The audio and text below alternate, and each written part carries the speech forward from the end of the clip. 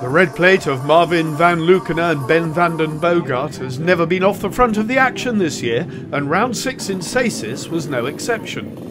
The young Belgian and his world champion passenger were absolutely dominant in qualifying, winning Group A by a massive 22 seconds. Despite flying into the lead when the gate dropped, Britain's Stuart Brown and Joe Millard were unable to hold their position and slipped slowly back, eventually finishing a strong 6th. One could not help but wonder if the sandy Latvian track was better suited then to the right-hand sidecars. Brown and Millard were by far the best of the left-handers and the only automatic British qualifier. There was a race-long scrap between the Belgian-French pairing of Arnaud Dierkens and Luc Rostang and the all-French Valentin Giraud and Johnny Badea. There was never more than 2 seconds between them, and it was even closer at the finish as Giraud made a final push for second place.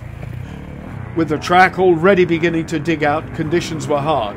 Giraud simply could not find the extra impetus to take him past, so he ended up third ahead of Van Verven and Varrick.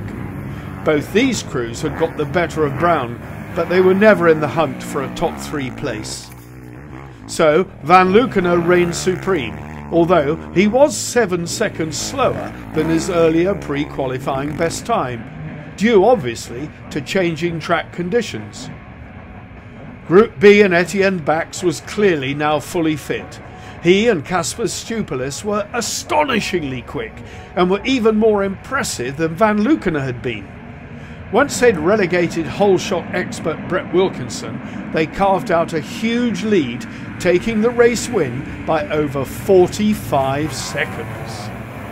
Any signs of the agonising shoulder problems plaguing them in Cramelin were now gone, and this was Etienne Bax at his very best. Wilkinson and Chamberlain fared similarly to Brown in race 1 and gradually succumbed to a right-hand chair onslaught. They eventually claimed a good 7th ahead of a recovering Julian Veldman. The young Dutchman had been playing catch-up all race long, but made it through comfortably in the end ahead of Justin Kuijben. Daniel Willemsen and Robbie Bax, having missed out in Cramelin, were also back in business and enjoying the conditions. They'd originally finished 4th, having been passed by the young Hermans on his way through after a less than brilliant start. However, a penalty for excessive noise was handed down to the unfortunate multiple champion, and he was penalised 5 places to 9th.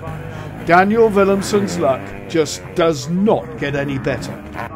The conditions were not unlike those to be found in Holland, and that was apparent in the way Van Leeuwen and Bax then took control.